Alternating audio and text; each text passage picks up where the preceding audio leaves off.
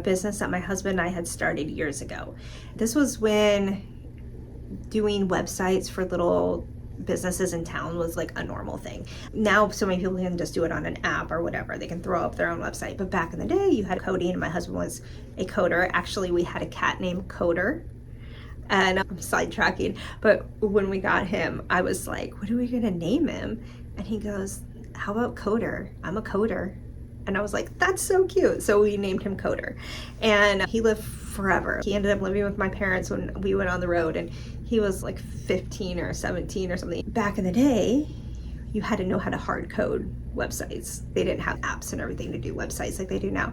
My husband was a coder, and he would do car websites. He worked for this big company in Detroit that did car websites, and he and another boy, because he was like 23, that worked there, designed the ability to make the car change color. So if you wanted a Ford Explorer, you could go in and see it in blue and red. This was revolutionary at the time, okay? This is how far back it goes. We eventually transitioned into owning our own business and doing real estate websites. With the real estate websites, we were essentially the housing authority for all of the websites for this main corporation, which was called Real Estate One.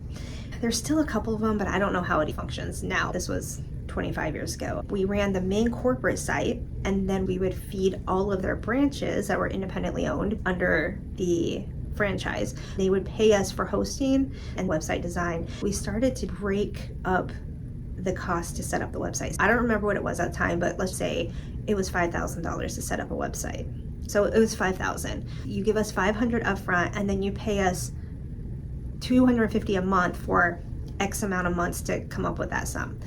This gave us stability, which is rare when you are a business owner, because businesses go like this. So this gave us almost guaranteed. Some people defaulted, some people we had chase, but the majority of people, 90% of the offices, paid every month. We had it on a recurring credit card. Every month we knew we were getting X amount paid for years. We would put them on a 2-year term, but then we had running 2-year terms. So it was a great business model. I really encourage anybody, if they can do something like that, to get people on a monthly recurring payment. And back then, 20 years ago, that was still a little bit like to people. Now everybody's on. My damn car wash is on a recurring payment. You know what I'm saying? Which I probably need to go do, because I haven't for months, and I pay $40 a month for it. So now, if you can get people on a recurring monthly, it just is what it is. Everybody's used to that.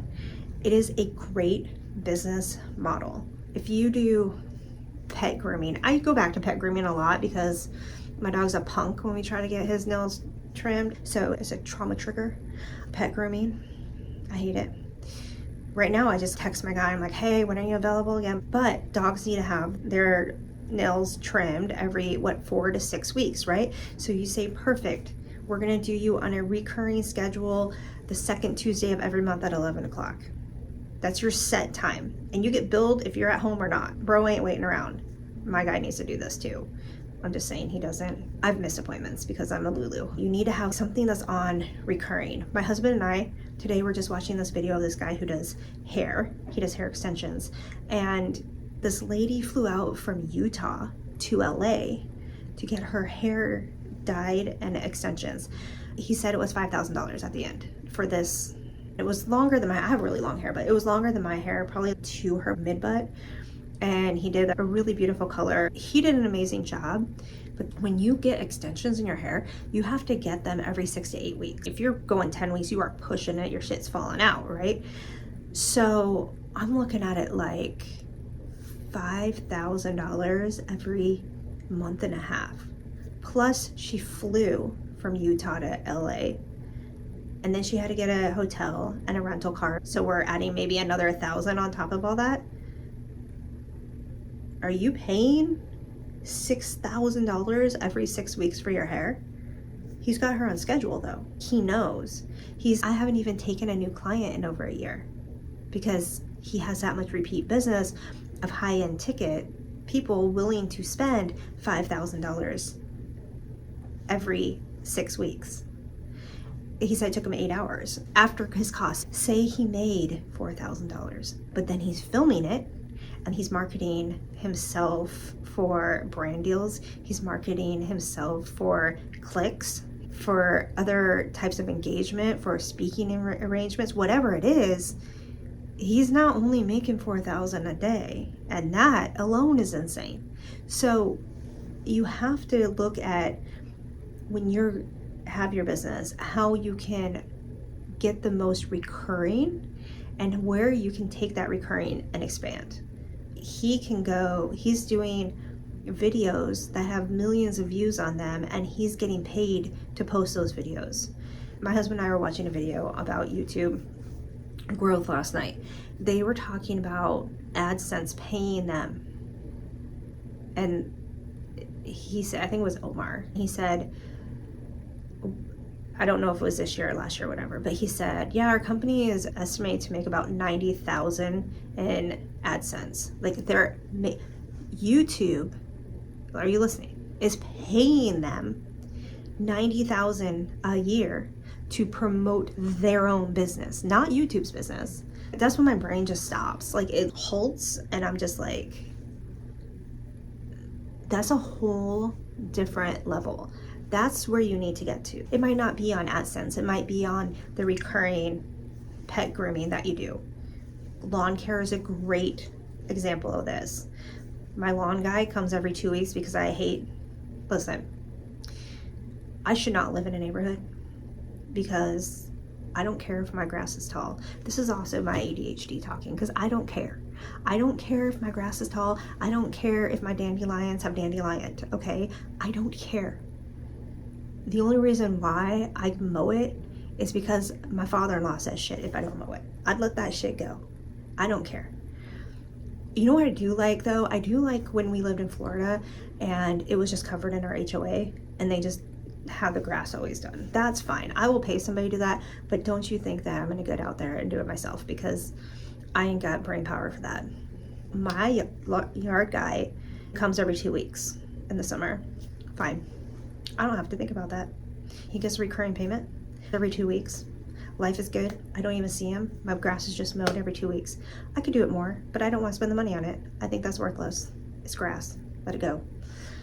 Anyway, that is another example of just a recurring type of payment.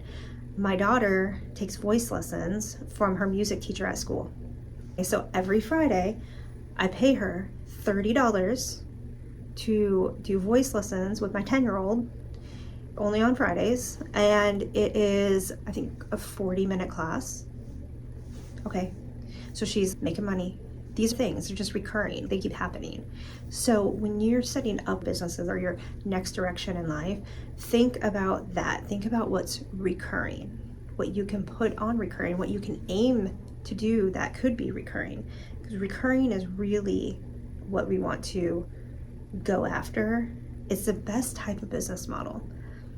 And it's stable. So if you do see a dip, you can catch that, or we need to readjust. My business is a little bit different. My business is per order.